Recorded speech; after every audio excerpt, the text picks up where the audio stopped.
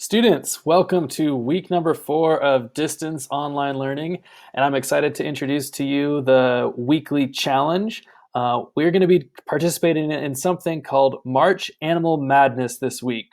And March Animal Madness is basically a tournament that's designed to be very similar to the college basketball tournament March Madness. Now, obviously, we are doing this in April and not March, but hopefully you get the idea. Now, the goal of the game, I'm going to go ahead and highlight over here, but the goal of this game throughout the week is to choose the animal that you think will be able to survive during battles with all the other animals. So to start off, looking at your bracket. Now, you've got this bracket included on your assignment post, but your bracket.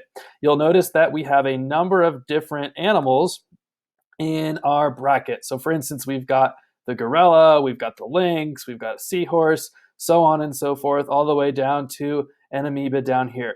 And your task as a student is to choose which one of these animals you think is going to make it through each round as they battle with each other. All right, so I'm going to head back to the instructions. So, a couple of things that I want to highlight. First off, at the end, the winners, so whoever chooses the winning animal is going to get 2 free online learning assignments. Okay, so that's awesome. So next week, that means you won't have to do 2 things. So if you win at the end of this week, you choose the right animal that makes it all the way through the bracket, you get 2 free assignments. Okay, now in order to qualify for that, you need to have your animal chosen by tonight at 11:59 p.m. Okay, the reason being is I'm going to start releasing the battle results tomorrow morning. And if you already see the first round of battle results before you choose your animal, you've got an unfair advantage over the other students. So keep that in mind. Make sure that you choose your animal that you think is going to win by the end of the week tonight so that you can qualify for those 2 free assignments if you happen to win. All right, so a couple of things to go over is just like in the college basketball tournament, animals are going to have what's called a seed ranking, and I'll go through that in just a minute. But essentially what that means is the lower number means that the animal is more likely to win according to the experts. And I'm going to be the expert. My name's Mr. Knutson. I'm going to pretend that I'm the expert. And let's go back and look at your bracket really quick. So as an example, the gorilla has a number 1 seed, and it's facing off against the nematode, which is a number 16 seed. So I'm the expert, and I'm going to say that because I've seeded the gorilla number 1, it has a better chance of winning than the nematode. So keep that in mind. Same thing if we go down here to the Indian cobra. It has a better chance of winning than the long-legged bat, or the crane's got a better chance of winning than the zocor because it's a 6 instead of an 11. It has the lower seed number. Okay, a couple other things to keep in mind.